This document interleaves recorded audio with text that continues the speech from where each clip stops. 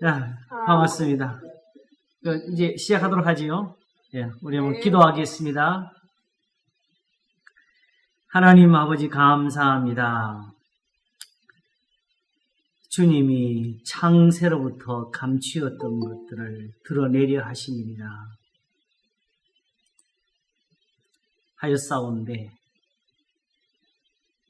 오늘날 저희가 하나님의 은혜를 입어서 하나님의 그 아름다운 것을 보나이다. 모든 것을 다 은혜롭게 하시옵고 선하게 하셨사오니 오늘도 주의 아름다우심, 그 영광스러우심을 보는 복스러운 시간이 되게 하시옵소서. 감사하옵고 예수님 이름으로 기도합나이다. 아멘.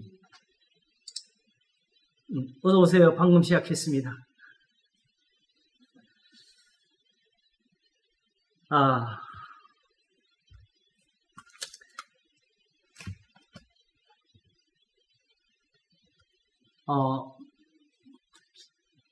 갈수록 하나님이 많은 것을 보여주시는 것 같아요. 사실 9장과 11장에서는 정말 이게 뭘 얻을 거라고 생각을 못 했었어요. 근데 이제 보니까 지난번에 이제 제가 드디어 말을 하게 된 것처럼 유대인들로부터 받는 은혜가 이게 크다는 걸 알았어요. 왜냐하게 되면 9장에서 본 것처럼 결국 너희는 내 백성이 아니라 한 거기에서 다시 하나님의 자녀가 되는 것이니까 그러면 결국은 유대인들이 얻는 은혜가 결국 지금 우리가 받아야 될 그 은혜가 되는 것이지요. 그지요? 근데 오늘 이걸 거꾸로 역으로 바라볼 수 있는 그런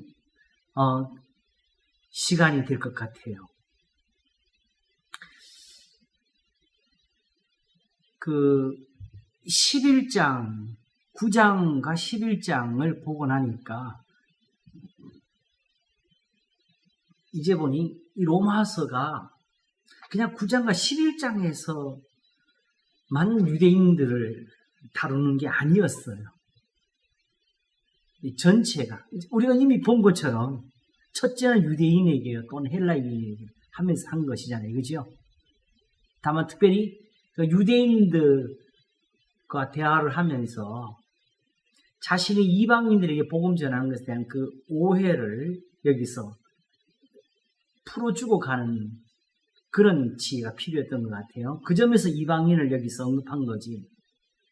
이 시간에 여기서 이방인들이 사실은 들을 수 있는 명령은 아직은 없어요. 왜냐하게 되면은 9장도 그러했거니와 11장도 보게 되면 특별히 여기 인용 구절이 많이 나와요. 이건 아직 이방인들이 들을 자리가 못 되는 거거든요. 그리고 제일 중요한 게 있어요. 자꾸만 어떤 사람들은 성급하게 자꾸 어떤 신학적인 그 해석, 신학적인 시각 이런 걸 강조하는 사람들이 되게 많거든요. 그러면 이게 뭐가 문제가 되냐게 되면 구약의 하나님하고 신약의 하나님을 가르게 돼요. 그러면 거기서 어떤 일이 벌어지냐? 결국 성경도 우리가 건질 것, 버릴 것을 나누게 돼요. 그러나 예수님 말씀하시기를 율법의 일자 미력도 반드시 변하지 않고 다 이루리라 하셨어요.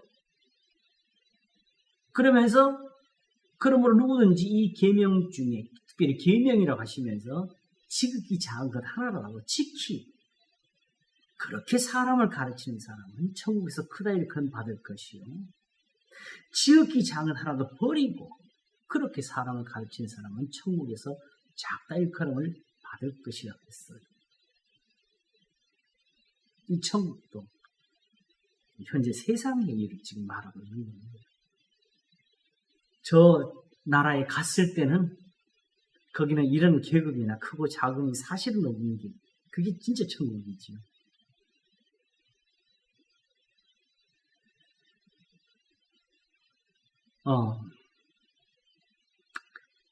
아침에 설교할 때 결국은 오늘 설교 대부분을 거기에 썼는데 제일 중요한 거는 성경, 여기서 믿음을 얻지를 못하면 사실은 다른 어떤 것도 우리에게 유익을 주지 못한다는 그 사실이 필요해요.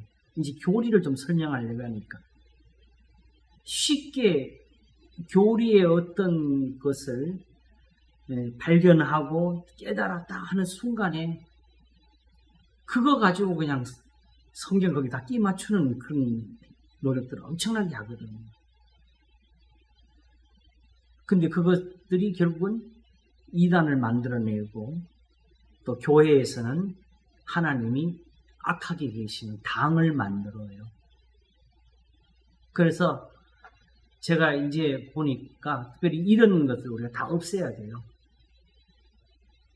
그 구속사적 해석이니 언약신학이니 특별히 보수적인 사람들이 더 많이 썼어요. 어떤 순간이든지 하나님은 어떤 틀을 가지고 예언하셨고 적용하시는 것이 없습니다. 요즘 의도치 않게 유튜브 때문에 몇몇 설교를 접하게 되는데 사실은 현실적으로 영향력이 없는 사람들이 말하는 거는 크게 저도 신경을 안 써요. 그러나 오히려 지금 정말 영향력을 미치고 있는 분들한테서 듣는 거 보면 거기서 제가 정말 어떤 면에서는 좀 화가 날 정도로 나오는 게 있는데 이렇게 합니다. 현재의 교회나 개인이 갖고 있는 어떤 문제나 상황을 먼저 접하거나 설정을 해요.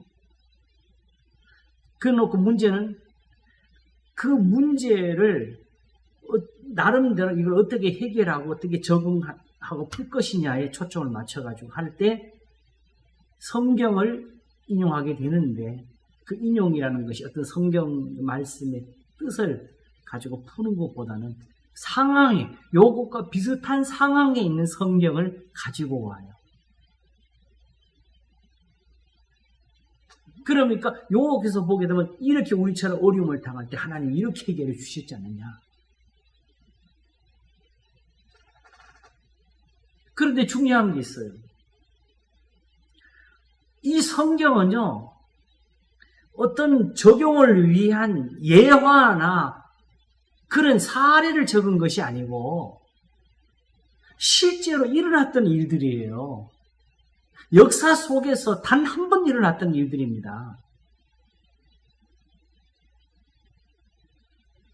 아브라함에게 일어났던 일이 지금 우리에게 해당될 수가 없어요. 그러므로 성경에 있던 어떤 부분을 가지고 예화처럼 끌어가지고 현실의 어떤 문제를 지적하고 해결한다는 이런 식의 적용은 하면 안 돼요. 그건 안 맞아요. 그 답을 간단하게 제가 낸 게 있는데 아브라함을 보고 그 아브라함이 받았던 은혜를 원하거든. 아브라함이 되라는 거지요. 아브라함이 되기 위해서 나도 아브라함처럼 은혜를 받고 싶거든. 아브라함처럼 되어야 되겠다는 생각을 배워주는 게 성경인데 그냥 단지 그 아브라함이 있을 때 이렇게 하니까 문제가 그 상황에서 풀어진 거 아니에요. 그런 모든 은혜가 아브라함의 믿음 때문에 나온 거예요.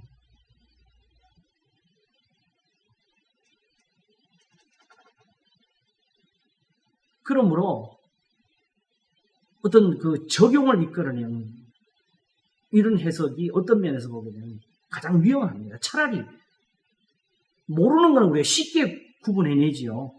지적할 수 있고 이단들은 우리가 잘라낼 수 있어요.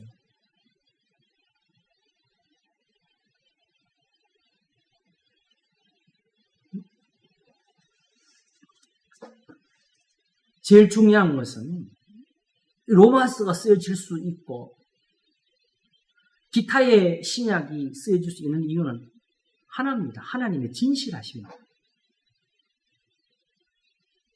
하나님의 변치 않으십니다.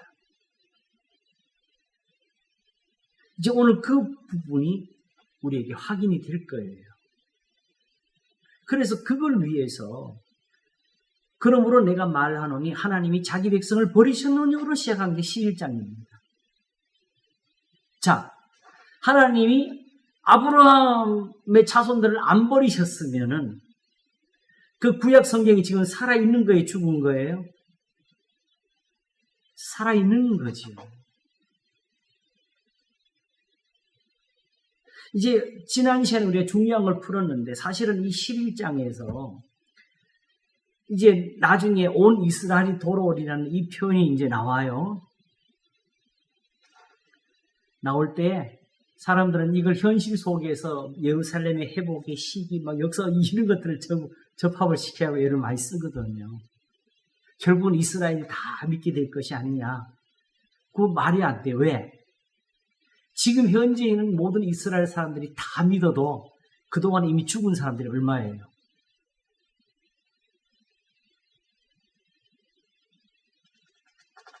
여기서 말하는 사도 바울이 말하고자 하는 것은 결국은 지금은 7천을 남기셨다는 그들이 그때에도 그들이 이스라엘이지 나머지는 이스라엘이 아니었다는 걸 가지고 지금 설명하는 거지요. 그래서 지난 시간에 말씀드린 것처럼 단 두 사람, 한 사람이 하나님께 돌아와도 그 사람들이 이스라엘이고 그 한 사람이 구원을 받아도 하나님의 말씀은 이루어져서 모든 이스라엘이 구원을 얻을 자가 되는 거예요.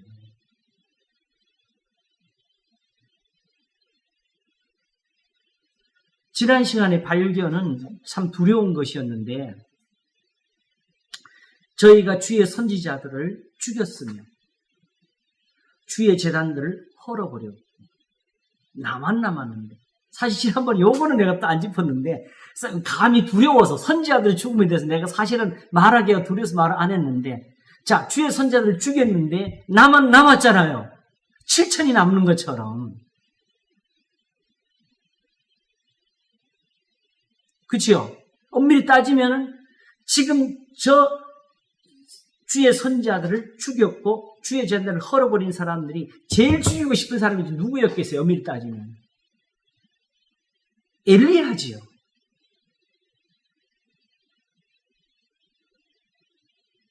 근데 엘리야는 하나님이 지키시고 살리셨어요. 어떻게? 3년 6개월 비가 안 올 때 사르밧에 가는 한 과부에게서 거기 가서 그 과부가 공경하도록 하면서 살렸잖아요. 이스라엘 땅에 많은 과부가 있지만 그 중에 한 사람에도 보내심을 받지 아니에요.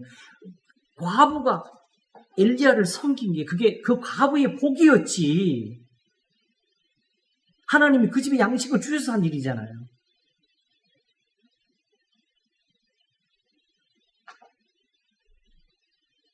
하나님이 단지 불쌍히 여기려 했으면 이스라엘에 불쌍히 여기는 사람 얼마든지 있었던 거지요. 근데 그 사람들이 한 사람도 하나님 앞에서 긍휼을 받지를 못했어요. 엘리야는 이렇게까지 해서 지키셨어요. 그치요? 사실은 이세벨이 결국 죽이려고 했을 때 피신을 갔어요. 가서 로뎀나무 밑에 가서 하나님 앞에 부르짖기를 엘리야도 별거 아니네요 그랬어요. 내 열조보다 낫지가 못합니다. 나는 그래도 우리 조상들보다 나아서 이스라엘에게 도움이 될 줄 알았는데 제가 지금 살려고 여기 와 있다는 거지요. 그래 엘리야가 이제는 나를 하나님이 데려가시면 좋겠습니다. 제가 쉽게 말하면 내가 할 만큼 다 해봤습니다. 뜻이죠. 더 이상 엘리야가 세상에 필요가 없습니다.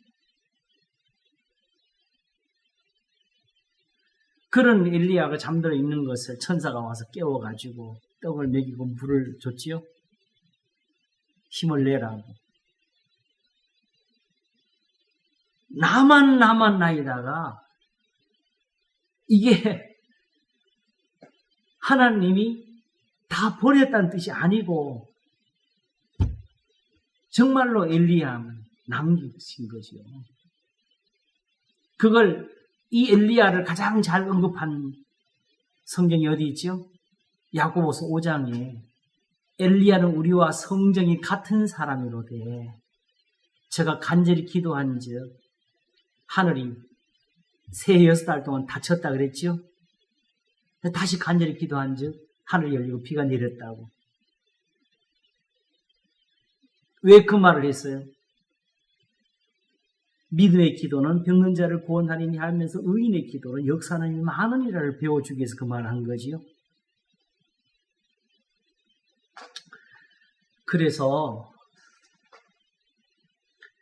주의 재단이 아니었다는 것을 깨닫고 나보니까 결국 이 선지자들이 그 재단을 지켰을 거 아니냐는 생각이 들어요. 그러니 제일 두려웠던 것은 사실은 제 자신이었습니다. 내가 지금 지키고 있는 게 이게 아닌가.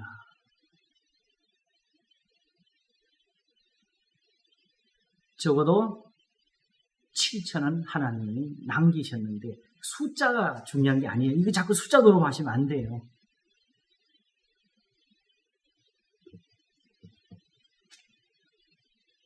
중요한 것은 하나님이 이들을 왜 남기셨다 그랬어요?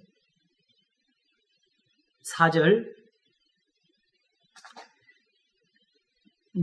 저희가 하신 대답이 무엇이며 내가 나를 위하여 바르게 무릎을 꿇지 아니한 사람 7천을 남겨두었다. 그냥 남긴 게 아니라 누구를 위해서? 하나님을 위해서. 이게 무슨 뜻일까요? 그러면 우리가 구약을 돌아가게 되면 이 7천 남겨진 7천이 나중에 용사가 되고 헌신자가 되고 선지자가 됩니까? 아니잖아요.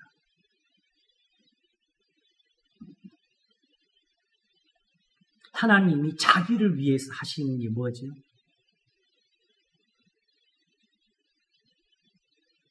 하나님이 지금 이 땅 위에서 이루고 싶으신 것이 그게 하나님의 일이고 그 일을 위해서 세우는 게 하나님을 위해서 세우는 거고 남기는 거죠. 이런 표현이 많이 쓰인 곳이 바로 이사야에 있죠. 내가 나를 위하며 내가 나를 위하여 이루리라. 내 영광을 우상에게 주지 아니하리라. 그리고 다니엘이 그 9장에서 회개의 기도를 드리지요. 그 마지막에 예레미야에게 말씀하신 70년이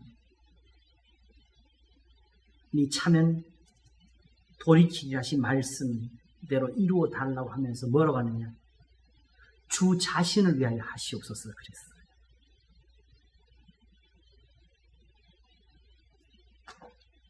그럼 이제 그들이 다시 돌아와서 예루살렘에 도착했어요. 그럼 그때부터 하나님이 그들에게 요구하시는 게 뭐예요? 너희는 내가 나를 위해서 살렸다. 그러므로 너희가 나를 위해서 이제 헌신해라. 이렇게 나오시는가요? 그거 아니었잖아요.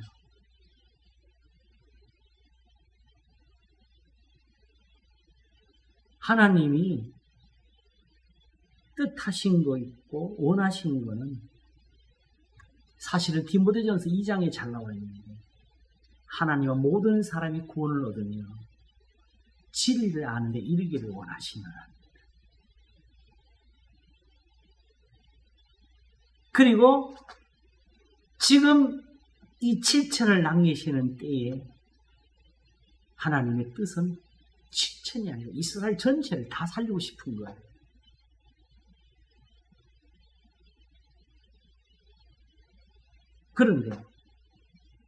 그런데 왜 7천이에요?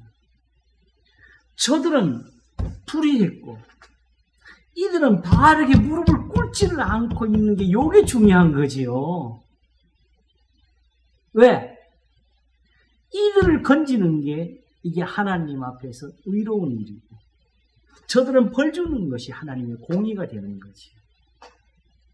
이렇게 해서 하나님이 되실 때 바로 이 구원이 계속되는 겁니다. 이것 때문에 욥하고 다투어가지고 욥의 입으로부터 무소불능하십니다.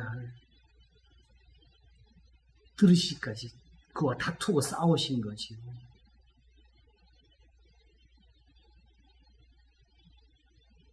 그러므로 내가 나를 위하여라는 표현은 우리를 어떤 헌신이나 어떤 하나님 앞에 어떤 희생의 어떤 그 도구나 그런 걸로 삼으시겠다는 뜻이 아니고 하나님이 본래 영광을 얻으시고자 한 그 뜻대로 하나님이 세상에서 지금 가장 원하시는 것은 이 바알에게 무릎 꿇지 아니한 사람 이들처럼 다 되었으면 좋겠다예요.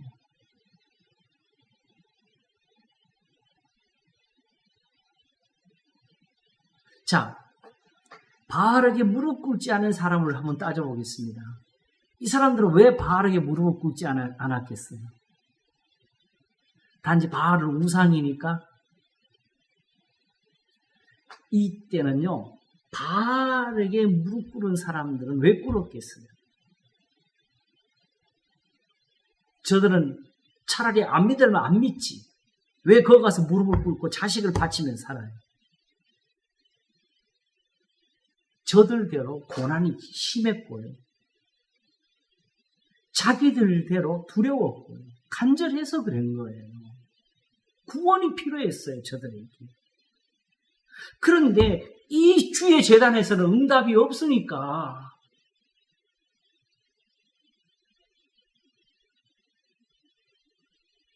그러면 이 7천은 안 그랬겠어요?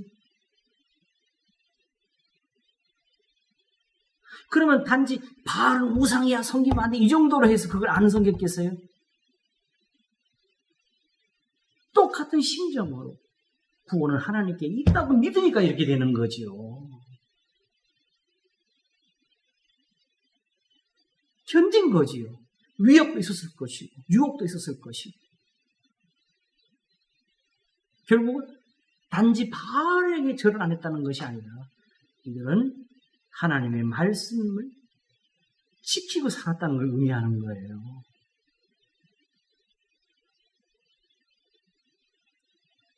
지금 이 11장이 뭘 우리한테 따져요? 결국 뒤에 가면 뭐가 나와요? 자, 우리 한번 볼까요? 주여,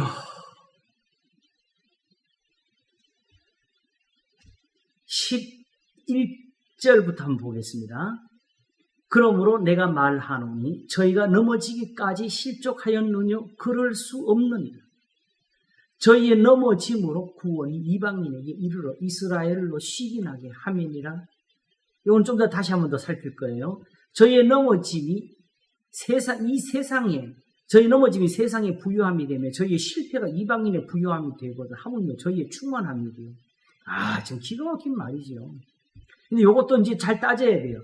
내가 이방인 너희에게 말하노니 내가 이방인의 사도인 만큼 내 직분을 영광스럽게 여기노니 이는 곧 내 권력을 아무쪼록 시기케 하여 저희 중에서 얼마를 구원하려 함이라. 저희를 버리는 것이 세상의 화목이 됐거든 그 받아들이는 것이 죽은 자 가운데 사는 것이 아니면 무엇이고. 이게 굉장히 중요한 겁니다. 자, 유대인들이 계속 우리하고 멀어지는 게 좋겠어요? 가까워지는 게 좋겠어요? 세상을 보게 되면요. 이스라엘이 하나님께 돌아오면요. 나무들이 힘을 내요.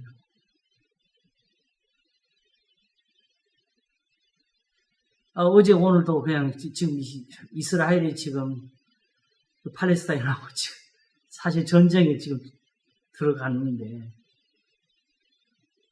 이스라엘이 이긴다 할지라도 이 전쟁이 아니라는 게 세상을 위해서도 더 좋지 않아요? 지금 우크라이나 때문에 우리가 받는 고통이 얼마예요?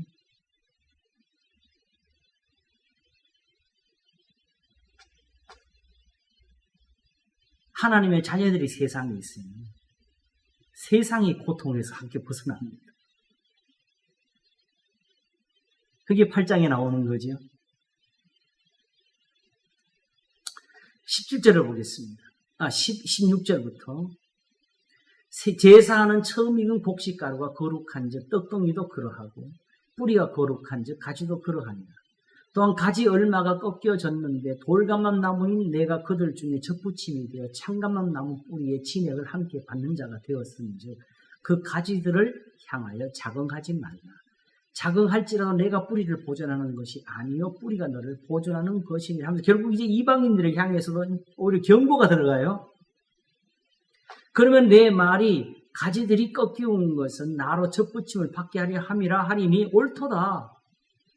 저희는 믿지 아니함으로 꺾이우고 단지 그냥 여기 이방인들 데려와야 되겠다 한 것이 아니라 믿지 아니함으로 꺾이우고 너는 믿음으로 섰느니라. 높은 마음을 품지 말고 도리어 두려워하라.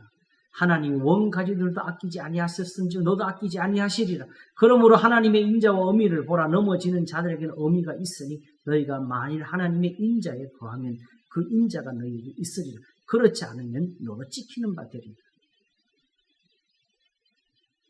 이 인자가 바로 하나님의 계명을 가리키는 거죠. 저희도 믿지 아니하는데 거하지 아니하면 접붙임을 얻으리니 이는 저희를 접부신 능력이 하나님께 있습니다. 내가 돌감람 나무에 찍힘을 받고 본성을 거스려 좋은 감람나무에 접붙임을 얻었은즉 원 가진 이 사람들이 얼마나 더 자기 감람나무에 접붙이심을 얻으랴. 이렇게 해가지고 형제들아 너희가 스스로 지혜 있다을 명키 위해 이 비밀을 너희가 모르기를 내가 원치 아니하노니 이 비밀은 이방인의 충만한 수가 들어오기까지 이스라엘의 덜은 완화하게 된 것이라. 그리하여 온 이스라엘이 구원을 얻으리라. 기록된 바 구원자가 시온에 와서 야곱에게서 경건치 않은 것을 돌이키시겠고 내가 저희 죄를 없이 할 때에 저희에게 이루어질 내 언약이 이것이라 한 것 같으니라. 여기 언젠가는 본문에 돌아가서 한번 하도록 하겠습니다. 그러나 적어도 분명한 것은 그냥 이방인들이 접붙임되는 건 아니에요. 그렇지요? 네. 그 접붙임도 재미있는 게 그 자리에 가서 접붙이잖아요. 뭐 하라고? 원 줄기로부터 같은 진액을 받으라. 결국 이스라엘이 끊어진 자리, 그들이 하나님께 버림이 된 자리에 가서 우리가 접붙임을 얻는 거지.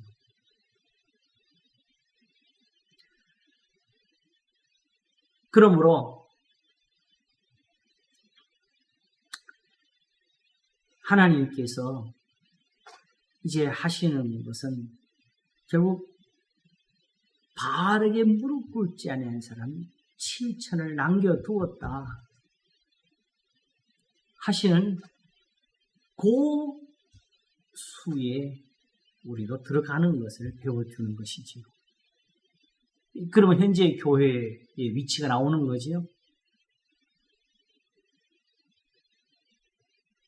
그런데 엄밀히 말하면 지금 이 부분을 가르치는 경우는 제가 거의 못 봤어요. 이거는 굳이 우리한테 적용을 안 하려고 해요. 적용을 그렇게 잘하면서.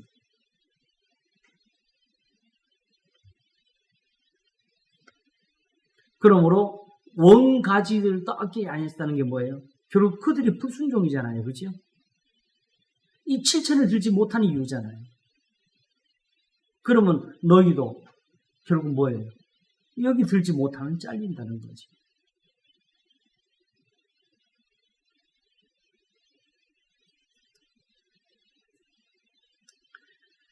자, 문제는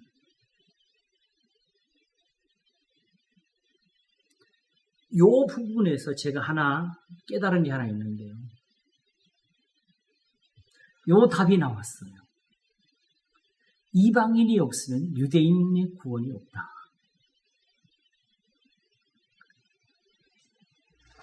이게 무슨 말이냐? 요 부분을 확인시켜주는 성경 구절이 하나 있는데요. 히브리서 11장을 보겠습니다.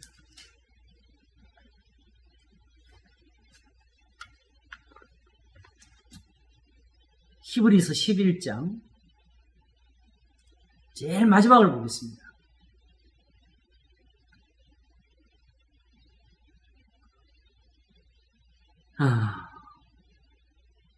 33절, 그냥 참고로 33절, 앞에는 다 거의 아는 거니까 33절부터 한번 보겠습니다.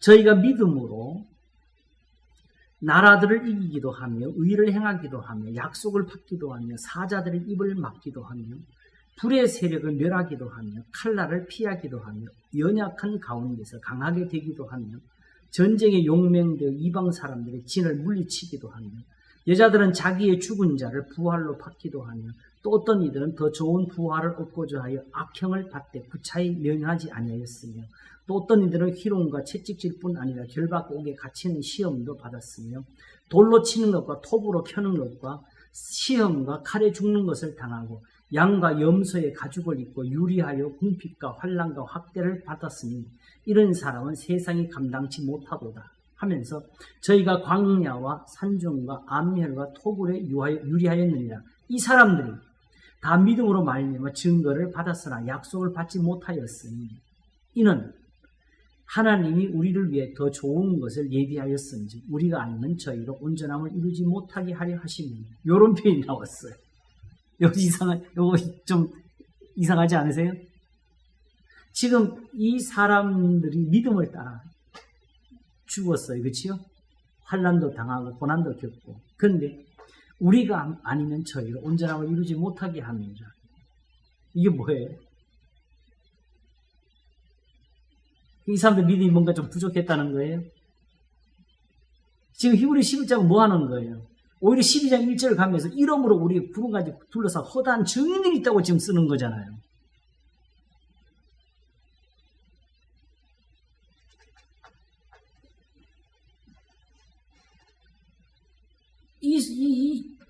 우리가 아니면 저희로 온전함을 이루지 못하는 저희가 바로 우리가 본받아야 될 믿음들이에요.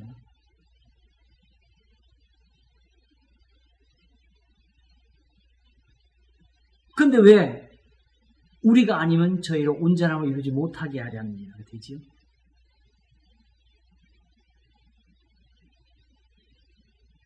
바로 지금 이방인들이 듣는 복음, 이 복음을 저들이 우리보다 먼저 들었다고요. 그들이 거기서 얻은 게 믿음이에요. 그런데 지금 무할례자이고 약속의 백성으로 말하면 그 약속 밖에 있던 사람들이 있지만은 저들의 믿음을 본받아서 그리스도인들이 됐잖아요. 이 그리스도인들이 구원을 못 받으면 저 사람들도 구원 못 받는 겁니다.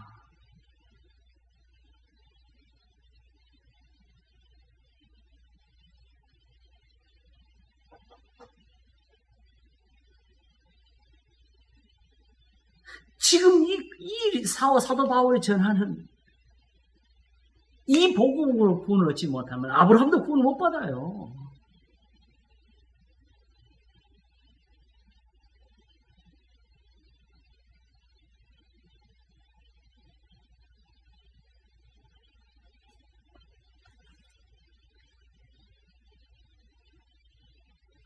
그리고 결국은 저희의 넘어짐으로 구원 이방인을 이스라엘로 시인하게 함이라는 이 표현이 중요하게 된 거죠. 결국은 그들이 어떻게 돼요? 저게 원래 우리 거다를 깨달아야 되지요. 저게 원래 우리가 받은 약속이었다. 근데 그 약속대로 저기 가서 이루는구나.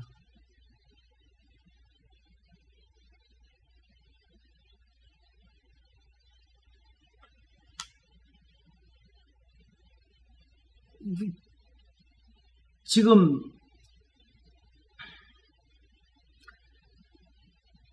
이 믿음과 이 구원에 관한 것이 여기서 정말 온전하게 밝혀져야 됩니다.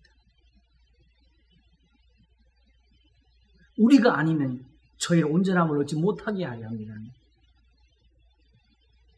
이 우리가 지금 교회가 돼야 되는 거예요. 그런데 그 우리가 사실은 우리가 아니고 낭이신 7천에 속한 거지요.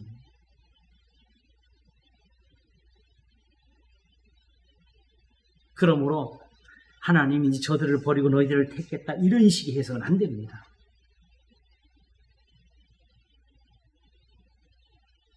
이스라엘이 다시 돌아와야 될 자리가 지금 교회가 돼야 돼요.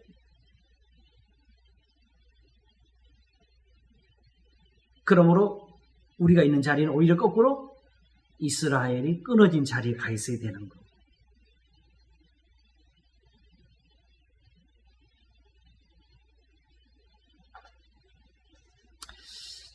여기서 미리 로마서 1장을 한번 돌아가 보게 되면 나의 의인은 그 믿음으로 말미암아 살리란 것 같다고 했죠. 그렇죠? 그렇죠?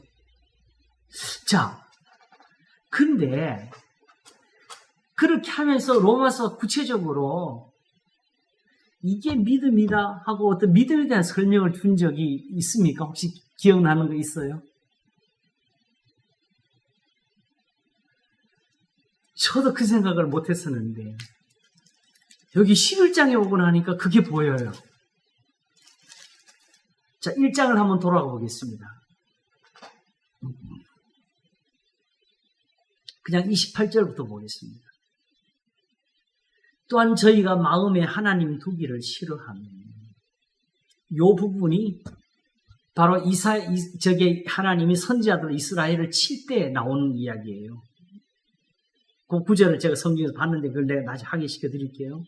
또한 저희가 마음에 하나님 두기를 싫어하며 하나님께서 저희를 그 상실한 마음대로 내어버려 두사 합당치 못한 일을 하게 하셨으니 곧 모든 불의, 추악, 탐욕, 악의가 가득한 자요, 시기, 살인, 분쟁, 사기, 악독이 가득한 자요, 수군수군하는 자요, 비방하는 자요, 하나님을 미워하시는 자요, 능욕하는 자요, 교만한 자요, 자랑하는 자요, 악을 도모하는 자요, 부모를 거역하는 자요, 우매한 자요, 배약하는 자요, 무정한 자요, 무자비한 자라 하면서 그 다음에 뭐가 나와요?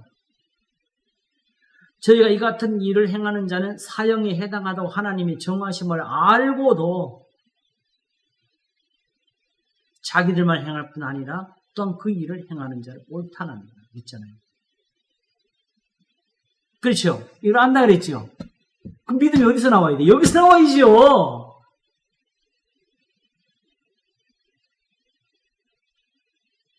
단지 예물을 드림으로 되는 게 아니구나. 우리 조상들이 다 여기서 무너졌구나. 여기서 믿음이 시작되는 거죠.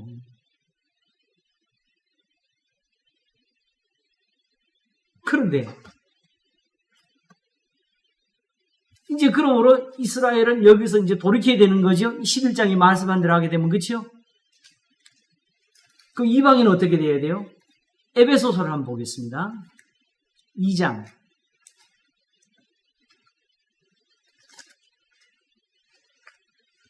이스라엘이 하나님 앞에 넘어진 이유가 어디에 있느냐 하게 되면은 2장 1절에 너희의 허물과 죄로 죽었던 너희를 살리셨도다 해서 나와요.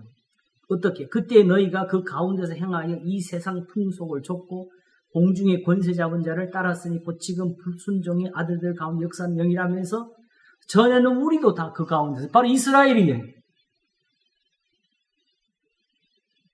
너희가 원래 살던 대로 거기 가서 살다가 우리 이스라엘이 하나님 앞에서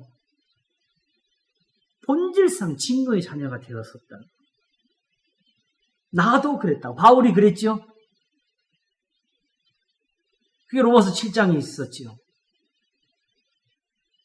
그래서 전에는 우리도 다 그 가운데서 그 가운데서 우리 육체의 욕심을 따라 지내며 육체와 마음이 원하는 것을 하여 다른 이들과 같이 본질상 진노의 자녀였더니 긍휼에 풍성하신 하나님이 우리를 사랑하신 그 큰 사랑을 인하여 허물로 죽은 우리를 그리스도와 함께 살리셨고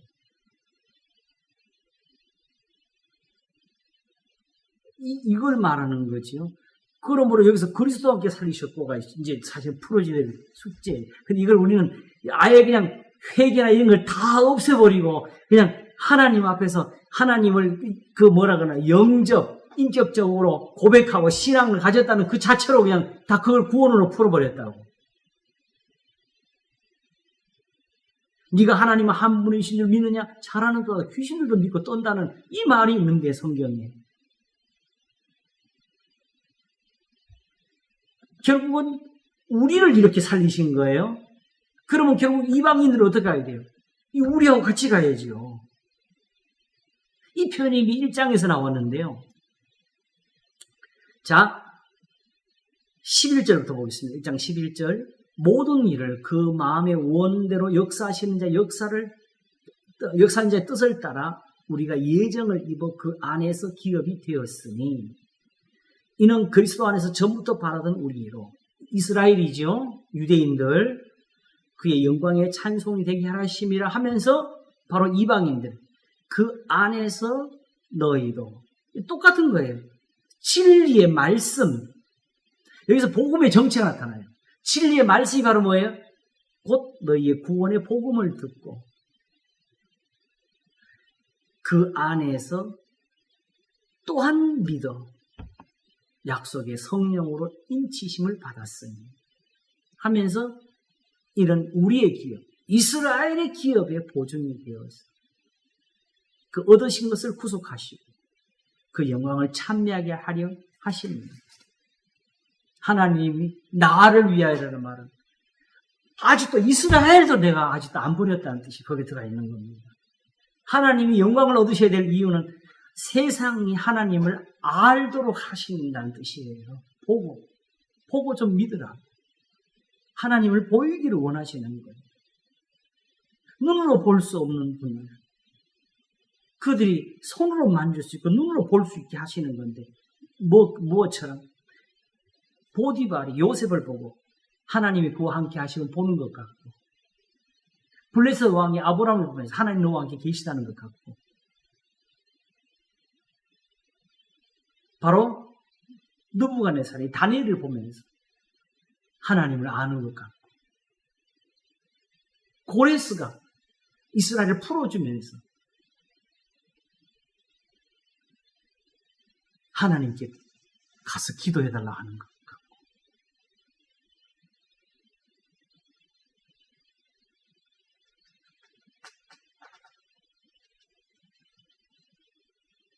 하나님은 본래 이렇게 영광을 얻으시면서 구원을 전하셨는데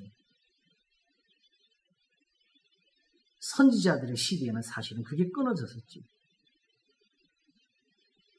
그러므로 보기는 보아도 알지 못하고 듣기는 들어도 깨닫지 못하는 사람들이 되어버렸고 근데 그들에게 가서 뭘 해야 돼요? 다른 걸로 돌이켜야 돼요? 원래 그들이 보고도 알지 못하는 것을 전해야 돼요. 보기는 보아도 알지 못하고 듣기는 들어도 깨닫지 못하게 된 그걸 다시 같이 전할 수밖에 없는 거지요. 왜냐? 그래도 돌아올 사람이 있을 수 있으니까.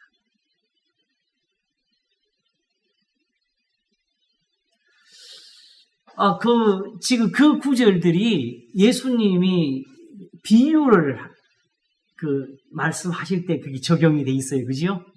인용이 돼가지고 있어요. 비유가 아니면 말씀하지 아니하셨으니, 요것도 성경에서 잘 들어야 돼요. 그거는 비유를 말씀하시고 그 순간에 그걸 말씀한 거지, 전체에서 그런 건 아니었죠, 사실은. 산상수훈이 비유로 말씀하신 거 아니잖아요. 그치요? 네. 그런데 그렇게 비유를 말씀하시게 된 이유가 뭐냐? 비유를 풀으라고 준 거예요? 비밀로? 내 이웃을 내 몸같이 사랑하라. 이걸 못 알아들으니까.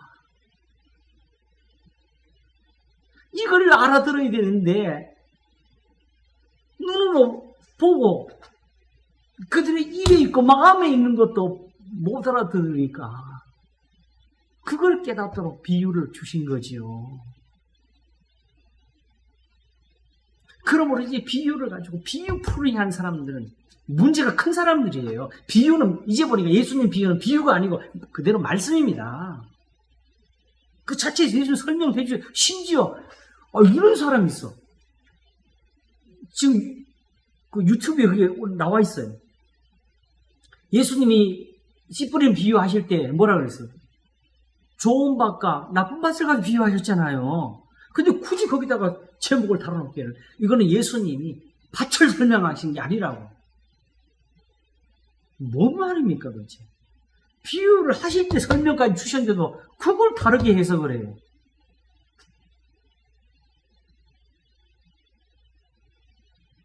자, 제가 제일 많이 사용하는 거 누가복음 15장 이런 양의 비유 왜 하셨어요? 세리와 죄인들이 말씀을 들으러 가까이 나오는 걸 보면서 바리새인들이 보고 비난하니까 한 거잖아요. 그리고 그 비유는 누구 때문에 한 거예요? 그걸 보고 하신 거지요. 그럼 거기에 맞춰서 해석을 해야지요. 그럼 답이 바로 나왔잖아요, 우리는. 너희 중에 어느 사람이, 이때 너희는 누구예요? 바리새인이 되는 거지요? 양 100마리 있는데 누구냐? 바리새인이죠? 바리새인이 양이 100마리가 있는데 그 중에 한 마리를 잃어버렸으면 잃은 것을 찾도록 찾아내지 않겠느냐? 했을 때 이걸 누가 시인해야 돼요? 바리새인들이 인정을 해야 그게 통하는 거예요. 그리고 찾은 즉 즐거워 어깨에 메고 와서 내 잃은 양을 찾으라는 친구들과 잔치를 하지 않겠느냐? 이거는 바리새인들이 적어도 찔려야 되죠. 안 찔렸으면 완악하는 거죠. 이게 어려운 걸 풀어주신 게 아니었어요. 그러므로 비유도 그 문맥을 떠나서 따로 풀면 그거는 거짓말을 만들게 됩니다. 비유 때문에 달라질 말씀은 아무도 없어요. 오히려 예수님이 말씀하시고 하나님이 율법에 기록하신 것을 그걸 듣고도 깨닫지를 못하니까 그걸 깨닫도록 하시는 거지. 이렇게 말씀을 깨닫는 게 예수님을 믿는 거예요. 그래서 제가 요즘 이제 표현을 쓰기를 어떤 해석을 해도 거기 예수님이 없으면 거짓이 되는 거예요. 결국은 목사의 도움 없이도 알 수 있는 그 성경 구절에 답이 다 들어있는 거다.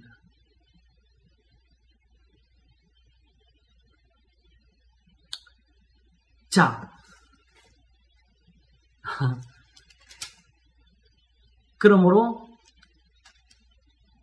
이 7천이 가지고 있는 의미는 결국은 바르게 무릎 꿇지 않았다는 거기에 있는 것인데 그걸 이제 덧붙여서 풀어주는 말씀이 5절과 6절에 나옵니다. 그런즉 이와 같이 이제도 은혜로 택하심을 따라 남은 자가 있느니라 그랬지요. 여기 선택이 그동안에 있던 것에 다른 해석을 가져야 될 필요가 나왔어요. 하나님이 제입복해 하신 거 아니었어요. 그냥 찍어놓은 거 아니었어요. 은혜로. 누구처럼? 이 7천처럼. 시편 4편에 정답이 나와 있죠. 거기도 하나님이 자기를 위하여 누구를 택하지요? 경건한 사람을 택하시니 너희가 알지어라. 이 자기를 위하여 이 사람들을 가지고 하나님께서 하나님의 능력을 세상에 보이기를 원하시는 거죠. 왜냐하면 그들은 구원받기에 합당하니까.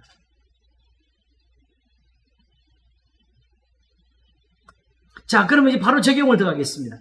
내가 적용하면 안 된다. 내가 적용을 자꾸 쓰네. 자, 옆에 해석을. 바로, 자, 바르게 무릎 꿇지 아니한 사람 7천, 나를 위해서라 그랬잖아요. 그죠? 그럼 이들이 여기서 뭐가 돼요? 은혜로지요. 그러면 은혜로 택하심을 따라하는 거예요. 은혜가 여기서 뭐가 돼야 돼요? 그럼? 바르게 무릎 꿇지 아니하도록 하신 게 그게 은혜였지요. 그게 아까 말한 대로 뭐였어요? 하나님의 계명을 믿는 거고, 똑같이 절치를 해도 거기서 절하지 않고 하나님을 기다리는 게 이게 은혜지요. 결국 하나님의 말씀입니다.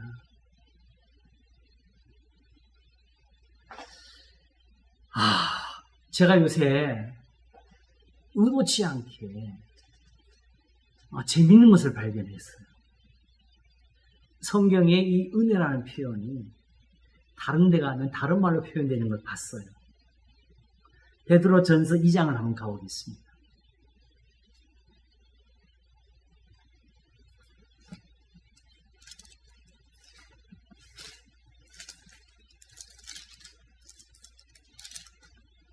자, 2장 어디를 보냐게 되면요. 17절부터 한번 보겠습니다. 사람을 공경하며 형제를 사랑하며 하나님을 두려워하며 왕을 공경하라. 사환들아, 종들아지요, 그지요? 범사에 두려워함으로 주인들에게 순복하되 선하고 관용하는 자들에게만 아니라 또한 까다로운 자들에게도 그리하라. 애매히 고난을 받아도 하나님을 생각함으로 슬픔을 참으면 이는 아름다우나. 이 아름다우나가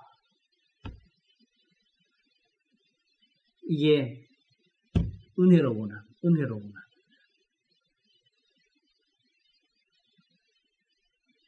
이게 무슨 거, 지금 요새 유튜브에서 가지고 있는 그 성경을 보잖아요. 그럼 거기는 그런 원어에 있는 해석을 같이 번역한 것과 다르면 거기다가 주석을 달아놔요. 그래서 원어 성경을 살폈잖아요. 살폈더니 맞아요. 그래 영어도 그레이스풀이라고 풀어놨어요. 뷰티풀이 아니고. 그럼 여기서 은혜로우나가 뭐가 되지요? 사환들아 범사에 두려워함으로 주인들에게 순복하되 선하고 간용하는 자들에게만 아니라 또한 까다로운 자들에게도 그리하라. 애매히 고난을 받아도 하나님을 생각함으로 슬픔을 참는 이는 아름다우나 은혜로우나. 그럼 뭐가 돼요? 저 7,000명처럼 되지만 이런 뜻이 되잖아요. 참.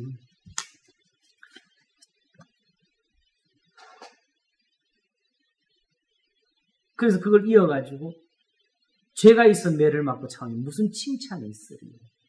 오직 선을 행함으로 고난을 받고 참으면 하나님 앞에 아름다움, 이 은혜로움. 이게 은혜를 받는 거예요.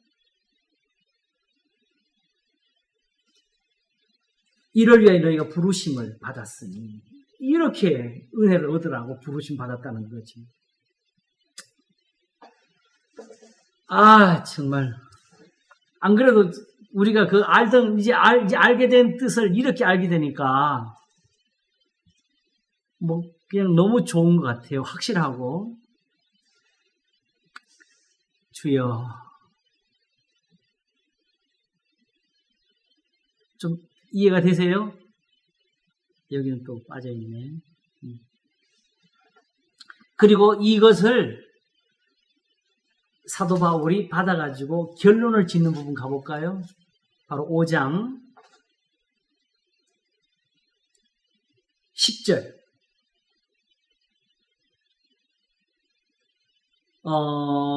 근신하라 깨어라. 너희 대적 마귀가 우는 사자처럼 두루다니며 상기자를 찾나니 하면서 쓴 것이 9절인데 너희는 믿음을 굳게 하여 저를 대적하라면서 무엇 때문에 이는 세상에 있는 너희 형제들도 동일한 고난을 당하는 줄 알느니라. 그냥 고난 받는데 하나님 앞에서 정말 잘 참으면 기회가 또 온다 이런 식으로 푸는 게 아니고 은혜를 얻으라. 이게 뭐냐? 10절 모든 은혜의 하나님 곧 그리스도 안에서 너희를 부르사 자기의 영원한 영광에 들어가게 하십니다. 잠깐 고난을 받은 너희를 친히 온전케 하시며 굳게 하시며 강하게 하시며 털을 견고히 하시리라 하면서 권력이 세세무토록 그에게 있을지라 주기도문의 끝말처럼 맞아지면서 내가 신실한 형제로 아는 실로 안으로 말미암아 너희에게 간단히 써서 권하고 이것이 하나님의 참된 은혜임을 증거하노니 너희는 이 은혜에 굳게 서라 그랬죠. 이 베드로전서가 은혜예요. 이대로 믿는 것이 은혜고 여기서 행하는 것이 은혜예요.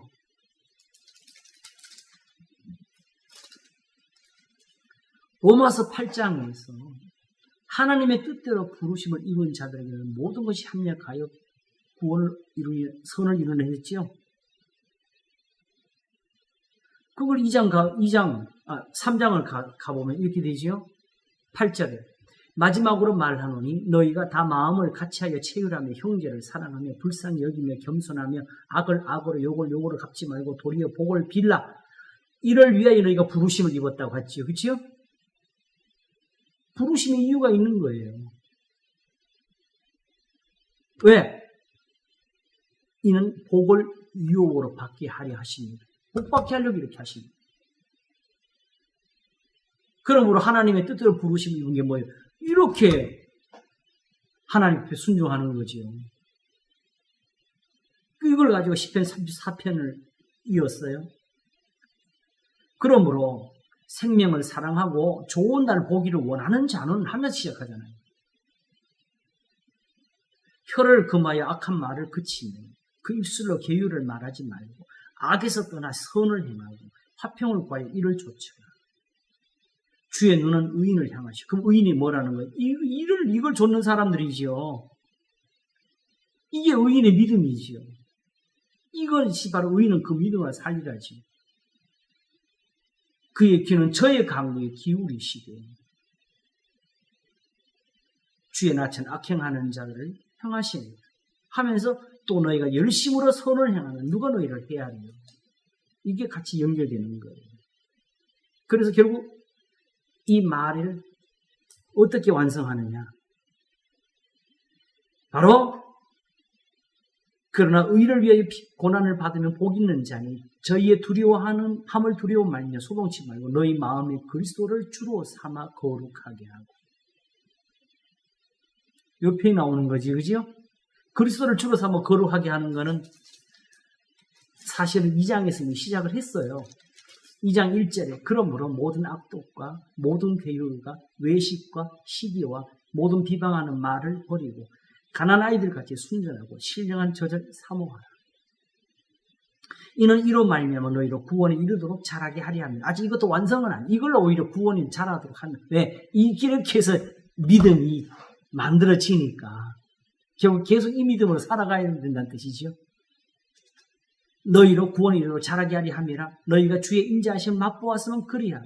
사람에게는 버림바가 되었으나 하나님께는 택하심을 입은 보배로운 산돌이신 예수에게 나와 너희도 산돌같이 신령한 집으로 세워지고 예수 그리스도로 말미암아 하나님이 기쁘게 받으시 신령한 제사를 드릴 거룩한 제사장이 될지니라 했어요. 이 표현을 여기서 멈추면 안 돼요. 결국 이걸로 뭘 말하려고? 바로 11절을 말하려는 거지. 사랑하는 자들아 나그네와 행 같은 너희를 권하노니 영혼을 거스려 싸우는 육체의 정욕을 제어하라. 너희가 이방인 중에서 행실을 선하게 가져 너희를 악행한다고 비방하는 자들 하여금 너희 선한 일을 보고 공부하시는 날에 하나님께 영광을 돌리게 하려 합니다. 어디까지 선한 일을 해요? 인간의 세운 모든 제도를 주를 위해 순복하되 혹은 위에 있는 왕이나 혹은 악행하는 자를 징벌하고 선행하는 자를 포장하기 위해 그에 보낸 방법들을 하라. 또 선행으로 어리석은 사람들의 무식한 말을 막으시는 것이다. 이것이 바로 종들에게 이어지면서 아름다우나 은혜로우나가 나오는 거지요. 자, 요 표현의 경험을 가지고 11장으로 다시 돌아오면은 6절이 이제 나옵니다. 만일 은혜로 된 것이 행위로 말미암지 않음이니 4장이 나오지요. 4장이. 그렇죠? 율법에 속한 자들이 후사이면은 믿음은 헛것이 되고 은혜는 폐해지는 거라.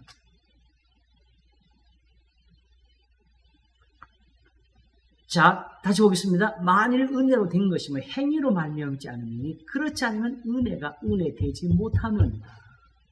이 표현은 이렇게 됩니다. 만일 할례나 무할례를 따졌거나 성전이나 제단이나 절기나 안식일을 따졌다면 아브라함이 못되었고 야곱이 못된 것이다라는 표현을 쓴 거예요.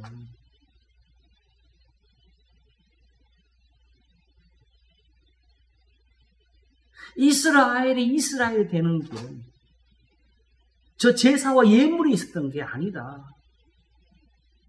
바르게 무릎 꿇지 않은 7천인처럼 된 것이다.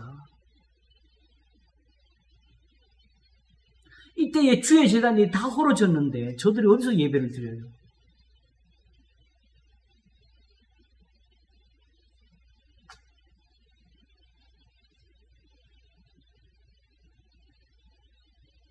그러므로 이스라엘이 구하는 그것을 얻지 못하고 오직 택하심을 입은 자가 얻었고 하나님이 누구를 택하셨어요? 그러면 7천인을 택했죠. 어떤 사람? 바르게 무릎 꿇지 아니하는 사람. 이제 또 하나의 윤곽이 하나 그림이 만들어지는 게 있는데요. 선택과 부르심, 왜 이런 순서로 우리가 그걸 알게 되지요? 그냥 선택이면 선택으로 끝나는 거 아니에요? 왜 부르시면 왜 들어가요? 이걸 우리는 어떻게 적용해요? 풀었냐? 선택해놨는데 자기는 몰라. 그러니까 하나님이 선택했어도 야, 너 이리 와. 너는 선택받은 사람이 이리 와. 이렇게 해서 그 사람 구원하는 게 이게 전도라고까지 연결을 해놨는데 그러면 이 성경에서 하나님 하신 말은 다 거짓말이에요. 회개를 하라고 외친 말 다 거짓말이에요. 하나님은 모든 사람이 구원을 얻으면 진리를 알기를 원한다는 말 거짓말입니다. 그랬으면 하나님이 어디서부터 그걸 했어야 돼요? 요즘 특별히 이렇게 세상에서 좀 그 교회가 잘못된 거, 성도들이 잘못된 신앙 걷고 이런 데 빠져 있는 걸 비난하고 그걸 고치는 사람들이 있어요. 근데 그걸 항상 어디 가서 분양이 되면 그러므로 성령의 은혜를 받아야 된다고 성령의 은혜를 많이 어디서 벗어난다는데 하나님이 그럼 처음에 아담에게 그걸 주셨으면 얼마나 좋았겠어요.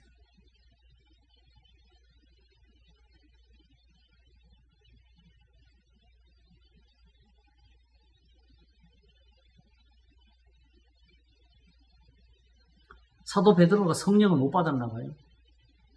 그러니까 이방인들하고 식사하다가 유대인들이 오니까 일어나지.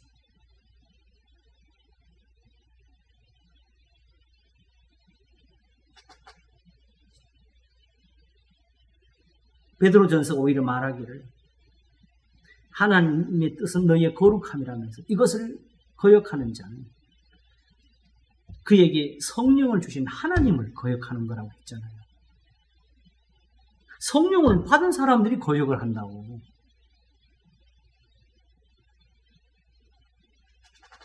그게 지금 우리가 해석하는 성령들이 굉장히 위험한 것은 거의 성령을 어떤 신 들린 것처럼 귀신 들린 것처럼 해석을 하는 거예요. 다만 그게 하나님의 신이라는 그 이름 빼놓고는. 이사야 63장 우리 자주 보지만은 이스라엘 백성들이 애굽에서 나와가지고 홍해를 건너고 하면서 계속 하나님을 거역하잖아요. 그지요? 성경에 어디에서 그들이 하나님의 성령을 거스렸다는 말이 어디 있어요? 그냥 여호와를 거스렸지요. 모세를 대적했지요. 그걸 이사야가 말하기를 하나님의 성신을 근심케 했다고 했잖아요. 그러면 하나님의 성령이 그러면 그때 아무것도 안 도우셨나요? 신의 산에서 그 불가운데는 음성을 들려주셨고 배출하기로 배를 불리셨고 반석에서 물을 내셨고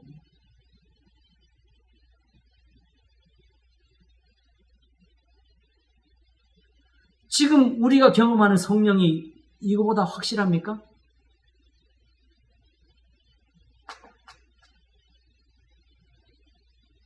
만일에 성령으로 그냥 되었으면 사도 바울이 왜 남에게 전파한 후에 내가 도리어 버림이 될까봐 내가 나를 쳐서 복종하니라 왜 해요?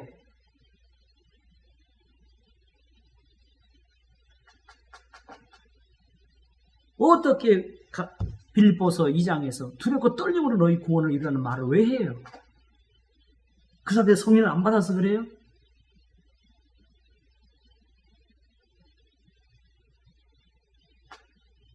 그 모든 걸 지적하고 난 후에 여기 가서 그냥 다 오히려 무너뜨려요.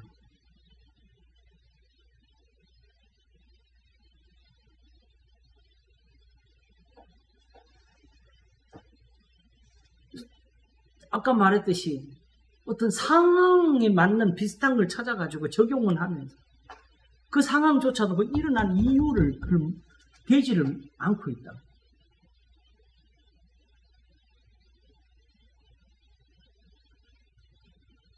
그러므로 이스라엘이 구하는 것 할 때 7천도 여기 같이 들어가는 거예요.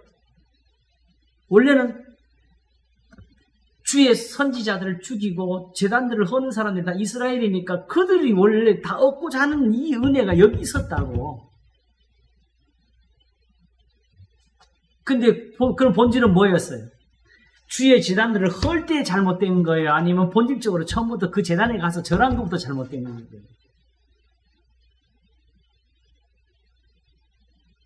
그 제단을 헐지 않은 게 잘못이죠. 거기 가서 절한 데서부터 잘못된 거죠.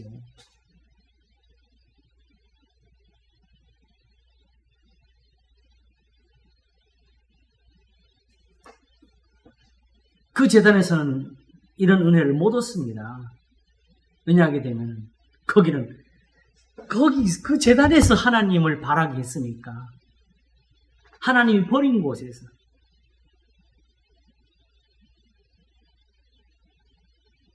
그래서 역대기나 열왕기에서 산당이라는 이름이 된 부분은 굉장히 우리가 유의해야 될 부분이에요. 그 산당은 주의 제단이었습니다. 하나님이 헐기를 원하셨던 주의 제단이었습니다. 히스기야가 헐 때까지.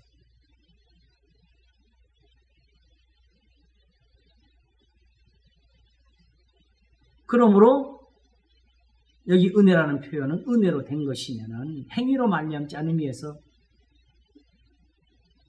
우리가 다시 보게 되는데 제사나 예물로 된 것이 아니었다. 이 표현을 쓴 거지요.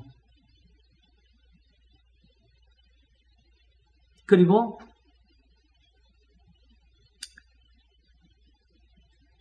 만일에 이 행위로 되었으면은 하나님의 은혜가 거기에 함께 할 수가 없었다는 뜻이죠. 그 은혜라는 표현을 조금 이제 그림을 우리가 좀 이렇게 다시 한번 그려보도록 하겠습니다. 은혜라는 표현은 본질적으로 하나님의 구원하시는 그 힘을 가리켜요. 능력. 그리고 그게 구약에서는 인자라는 표현으로 또 같이 쓰입니다.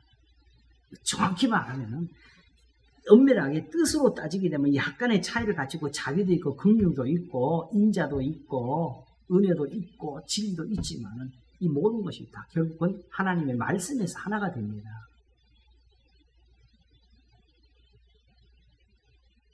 결국은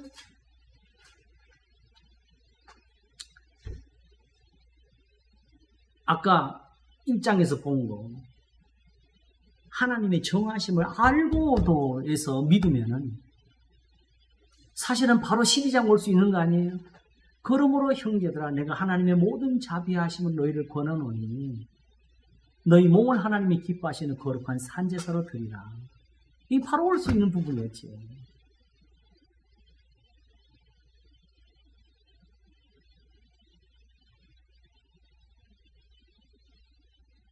우리가 이제 예수님에 대해서 한번 생각을 해보겠습니다. 예수님이 부활하시고 하늘로 올리우신 후에는 세상에서는 예수님 못 보잖아요. 그지요? 이제는 누가 남아있어요? 사도들이 남아있었지요. 결국은 사도들에게서 예수님을 보게 되는 거고 사도들에게서 예수님의 말씀을 듣는 거잖아요. 그렇지요?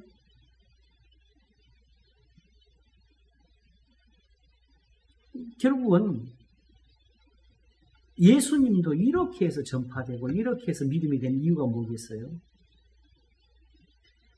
무엇보다도 성경을 가지고도 눈이 어두워졌고 기가 막혀져 있는 세상이 되었기 때문에 저들이 말하는 하나님은 더 이상 하나님이 아니고 이제는 여호와라고 부르는 곳에도 하나님이 안 계시게 된 거지요. 그 제단에도 안 계시는 거지. 그러니까 예수 그리스도는 단지 하나님의 아들로서 어떤 권위나 숭배의 이름으로 존재하는 것이 아니었어요. 오직 아버지의 뜻으로 전하는 하나님의 아들 그리스도가 되신 거지.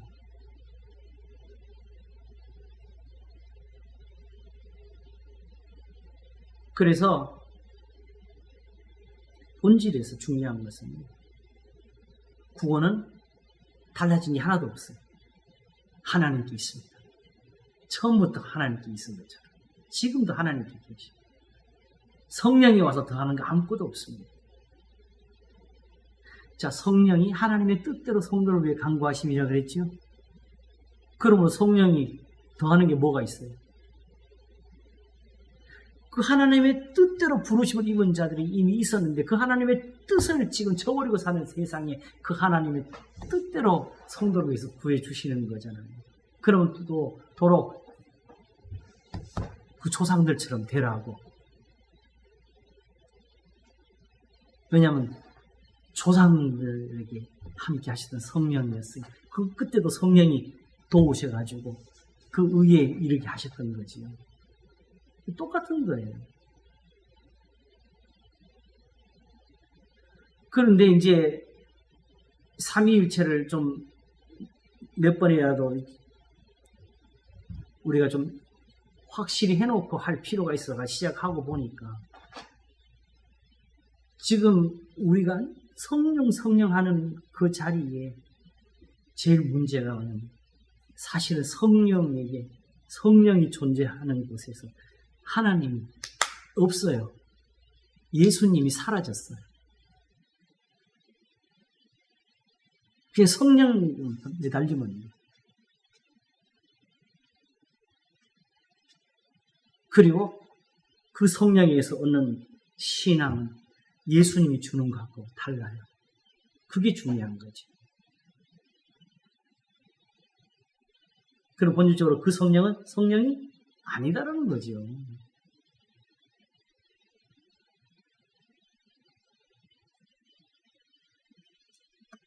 아침에 이제 본문 사도행전 2장에서 나온 거 하나님이 오른손으로 예수를 높이신 그가 약속하신 성령을 아버지께 받아서 여기서 아버지께 받았어. 근데 이제 이 모든 신앙의 중심이 어디로 갔냐 하게 되면 예수님에게 가게 되잖아요. 그렇죠? 아버지께 받아가지고 예수님이 하시는 거예요. 그 성령을 받아서 뭐 하셨냐?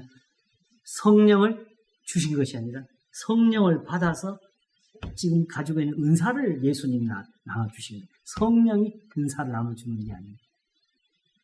너희 보거든 이것을 부어주셨느니라. 누가? 예수님이. 그래서 결국 그 말이 왜 나와요? 그러므로 이스라엘은 정령 알았지니 하나님이 너희가 십자가 못 박은 이 예수를 주와 그리스도가 되게 하시는 이거 전하려고 그 말을 한 거예요.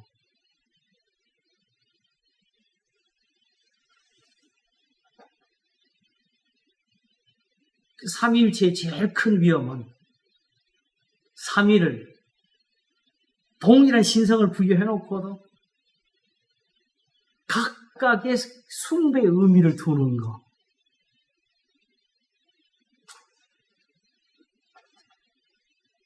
그 결국은 세 신이 앉아있는 모양이 되어버리잖아요.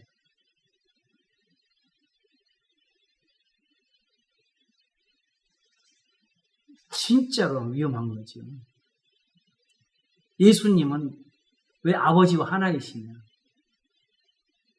아버지의 뜻대로 모든 걸 한다고 하셨잖아요. 그러므로 이스라엘의 조상들이 여호와를 섬기던 것과 지금 우리가 예수님께 나와서 예수님을 섬기는 것이 같은 은혜가 될 수밖에 없지요.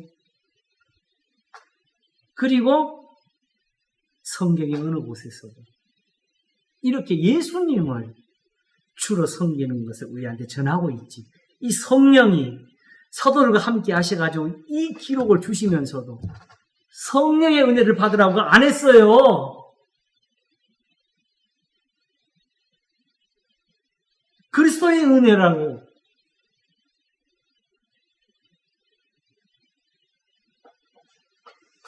예수님을 증거하기 위해서 예수님을 믿으라고 성령이 오시는 거예요.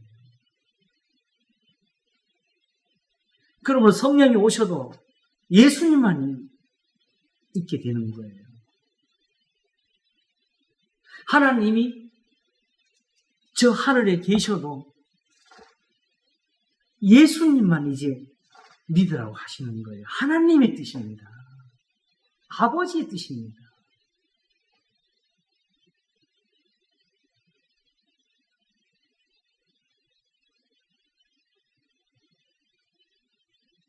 하나님은 왜 한 분이시냐? 저 설교를 하지 않으니 꼭 나와야 될 텐데. 이사야 42, 43, 44, 45를 제가 꼭 설교해야 되고 지금 마음을 다지고 있는데 하나님이 이 말씀 하셔요. 나처럼 말하고 나처럼 이룬 신이 있느냐고 하셔요. 자, 한번 이 시간 잠깐 그걸 우리가 돌이켜보면서 정리를 하도록 하겠습니다. 하나님이 예언하신 것 중에서 이룬 것이 몇 가지인지 한번 짚어볼 수 있어요? 우리는 이완할 때 당장에 그 그리스도 기독론적으로 구약의 예언들을 끄집어내는 그 노력밖에 거의 안 하지요. 하나님이 그 말씀하신 이사야로 하신 거거든요. 하나님이 뭘 예언했어요? 바로 신명기에서 복과 저주를 여기 둔다고 하셨잖아요. 그리고 그 말씀하신 대로 복이 임했고 그 말씀하신 대로 저주가 임했다는 거지요. 그게 이루었다는 걸 말씀하시는 말이에요. 그러므로 나 외에 다른 신이 없느니라를 말씀하신 거예요. 왜 나한테 절하느냐고 말씀하신 게 아니고 그러므로 다시 돌아오라고 돌아와서 내 말을 지키라. 우상은 말을 못한다. 나처럼 말을 못한다.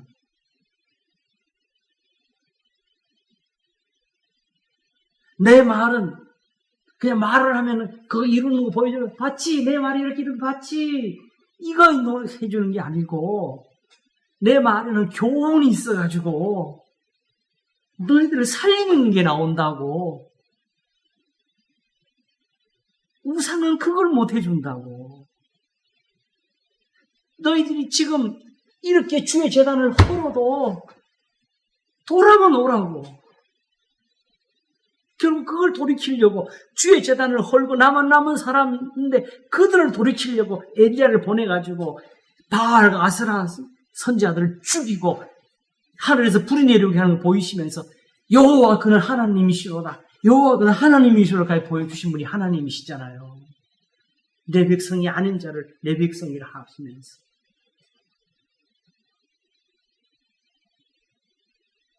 하나님이 한 분이시라는 말은 이 교훈, 이 교훈하신 대로 밖에 하나님이 구원하시는 다른 게 없다는 걸 말씀하시는 겁니다. 성경은 적용하는 재료가 아니고 믿든지 아니 믿든지 여기 있는 대로 지금도 복이 임하고 있고 여기 기록된 대로 저주가 지금도 이루고 있습니다.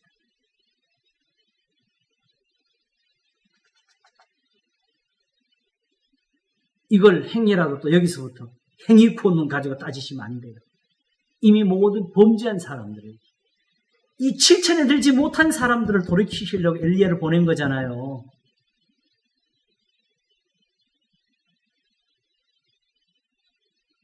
하나님이 지금 우리를 돌이키시는 게 그게 계명의 가르침입니다. 이걸로 정죄하시는 게 아니고. 그런데 쓸데없이 성경 구절들을 가지고 종교 재판이나 하고 사람을 죽이고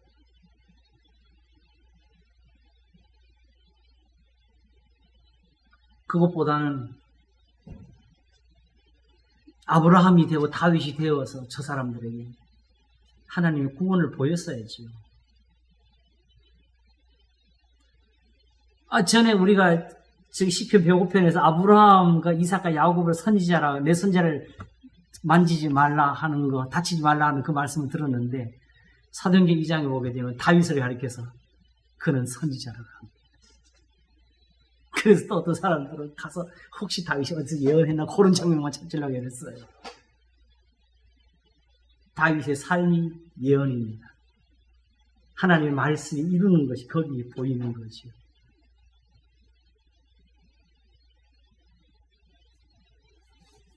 그걸 가지고 말씀하는 것이. 쉽게 말해서 은혜를 구체적으로 그림을 다 못 그리면 하나에서 보면 돼요. 저게 행위로 된 건 아니잖아요. 것이. 행위로 되었으면 다윗이 못 나왔다. 이 표현을 쓴 것이 은혜가 은혜되지 못하느니라 하는 표현까지 가져오게 된 겁니다. 그럼 결국 이제 보니까 11장까지 다 지나오면 바로 나오는 게 뭐지요? 12장이지. 이제 12장 들어가는 거잖아요. 그러므로 형제들아 내가 하나님의 모든 자비하심으로 너희를 권하노니 너희 몸을 하나님 기뻐하시는 거룩한 산제사로 드리라가 이제 여기서부터 시작되는 거죠. 그렇지요? 그리고 아까 말한 것처럼 1장에서 그 믿음을 찾았으면 바로 여기 와서 믿음을 들어가는 거지. 여기서 은혜를 얻는 거지. 이렇게 이 12장에 들어가게 되면 저 7천인 속에 들어가는 은혜가 여기서 쏟아지고 부어지는 겁니다. 그리고 분명히 해야 될 것은 고난받는 사람들을 여기로 데려와야 돼요. 여기서 하나님을 기다리자 그래야지. 그냥 하나님이 어떤 데는 화도 주셨다가 어떤 데는 잘 참는 거 보고 이렇게 기회도 또 새로 주시고 이런 식으로 풀면 안 돼요. 물론 그런 비슷한 사례가 나올지라도 하나님을 바라보는 데서는 절대로 지혜가 안 됩니다.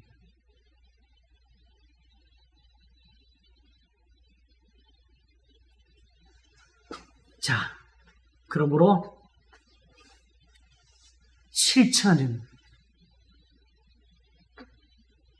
하살의 칼을 피하고 예후의 칼을 피하고 엘리사에게서도 피하여 남은 사람이 됩니다. 우리가 이 은혜를 찾아서 지금 가고 있다는 것, 그리고 이것을 지금 사실은 이미 얻었다는 것, 우리가 굳세어져야 될 것이고 강하게 되어야 될 것이고, 아까 베드로전서 마지막에 그 말을 했죠, 그죠? 굳세게 하고 강하게 하실 거라고. 그 은혜가 우리와 함께하고 있다는 것을 우리가 다시 깨달으면 좋겠습니다. 기도하겠습니다. 하나님 아버지, 우리가 아니면 저희를 온전함을 얻지 못하게 하는 그 은혜가 주어진 것이 교회입니다. 그리스도를 섬기는 것은 행위로서 얻지 못하는 것을 얻게 하는 하나님의 사랑입니다. 하사엘의 칼을 피하고 예후의 칼을 피하고 엘리사에 의해서 살아남는 사람들이 되는 겁니다. 그러므로 하나님이 도우셔서 진실로 의인의 상급을 얻도록 지키시길 원합니다. 하나님께서 이스라엘로 시기나게 하도록 하시는 그 사랑을 우리가 가지도록 도우시옵소서.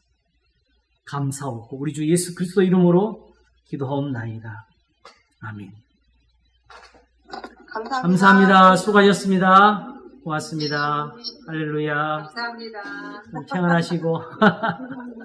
내일도 잘 보내세요. 예, 또 다음 주에 뵙겠습니다. 고맙습니다. 감사합니다.